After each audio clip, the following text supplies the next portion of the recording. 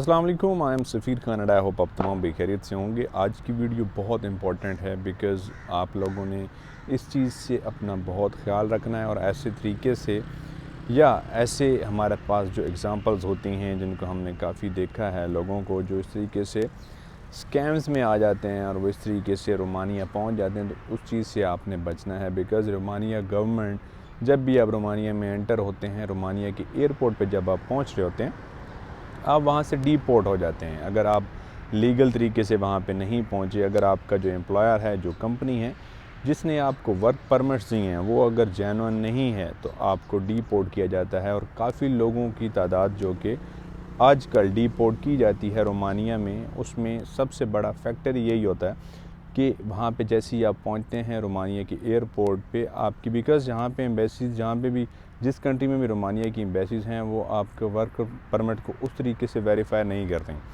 आपके पास किसी किस्म का वर्क परमिट है तो आप उसको ख़ुद वेरीफ़ाई करें, अच्छे तरीके से देखें कि कंपनी वेरीफाइड है या नहीं है। बिकॉज़ एम्बेसी उस तरीके से वेरीफाई उसको नहीं करी आजकल, और इसी वजह से जब आप रोमानिया पहुंचते हैं, रोमानिया एयरपोर्ट पे, तो आपका जो भी एम्प्लॉयर होता है, जो भी आपकी कंपनी होती है, उससे कांटेक्ट किया जाता है कि, और उनसे पूछते हैं कि क्या आप इस कंपनी में वर्क परमिट आपने दिया है इनको, और क्या इनकी जॉब होगी। अगर वहाँ से एम्प्लॉयर या कंपनी वो फेक होती हैं, वो वहीं से रिजेक्शन कर देती हैं कि नहीं, हम इनको नहीं जानते और हम इनको जॉब पे नहीं रखना चाह रहे। जो भी इमिग्रेशन होती है एयरपोर्ट पे, उनको वो बताते हैं कि हम ये जो बंदे आए हैं, ये जो जॉब के लिए आए हैं, हम इनको नहीं जानते और ना ही हमने इनको वर्क परमिट दिया है। तो वैसे तो ये होना ये चाहिए, और ये रोमानिया का कानून भी ऐसा होना चाहिए कि ऐसे जो भी एम्प्लॉयर्स हैं या जो ऐसी कंपनीज़ हैं जो वहाँ पे फेक बनी हुई हैं, इस तरीके से आपको वर्क परमिट्स देते हैं, किसी भी एजेंट्स के थ्रू आप तक ये पहुंचते हैं वर्क परमिट्स, तो उनको वहाँ पे ब्लॉक किया जाए, उन कंपनीज़ को या उन एम्प्लॉयर को, उनके साथ एक्शन लिया जाए।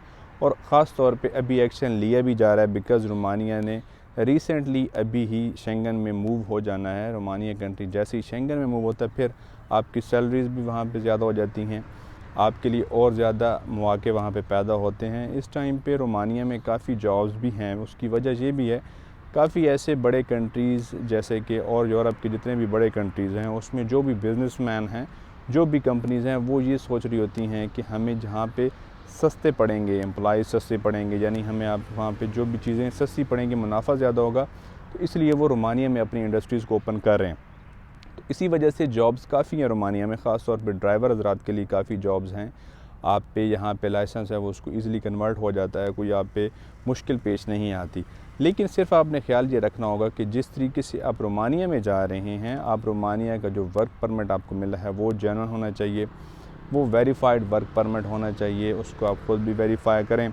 इससे बेहतर तरीका ये भी है कि आप इसको ख़ुद अप्लाई किया करें, यानी आप जो भी रोमानिया की कंपनीज़ हैं, आप उनमें अप्लाई किया करें, ख़ुद ऑनलाइन कंपनीज़ मैंने ख़ुद आपको डिस्क्रिप्शन में प्रोवाइड कर दी हैं, बहुत सी वेबसाइट्स के लिंक्स आपको दे भी दिए हैं।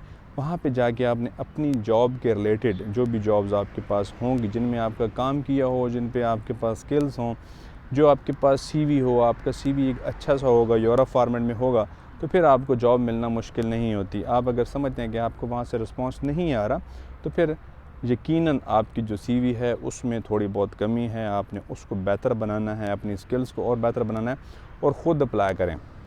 रोमानिया की कंपनी में जब खुद अप्लाई करेंगे तो आप इस फ्रॉड से बचेंगे, इन स्कैम से बचेंगे। बिकॉज़ ऐसा बहुत हो रहा है कि आप एयरपोर्ट पे पहुंच के आपने काफ़ी एजेंट्स की उन लोगों के साथ होता है, जो लोग वैसे ही एजेंट गुज़रते हुए या वैसे ही एजेंट जो उन्होंने बनाया होता है, और वो आपसे कहते हैं कि हाँ जी, हम आपको रोमानिया भेज रहे हैं, हम आपको बुल्गारिया भेज रहे हैं, हम आपको यूके भेज रहे हैं, हम इस कंट्री भेज रहे हैं। तो ऐसा नहीं होता।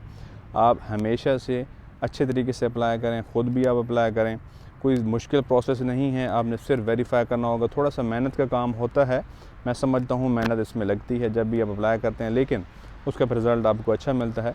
कंपनीज़ आपको मैंने बता दी हैं, इन कंपनीज़ को आप टारगेट करें, इन कंपनीज़ में आप अप्लाई करें, अच्छा सा सीवी बनाएं, फिर आप इसमें अप्लाई करें।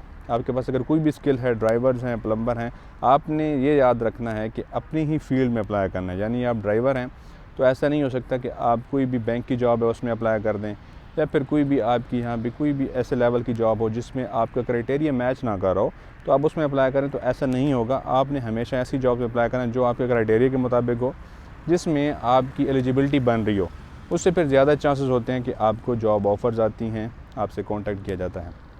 किसी किस्म की आपको उसमें हेल्प रिक्वायर्ड हो हमसे रब्ता कर सकते हैं।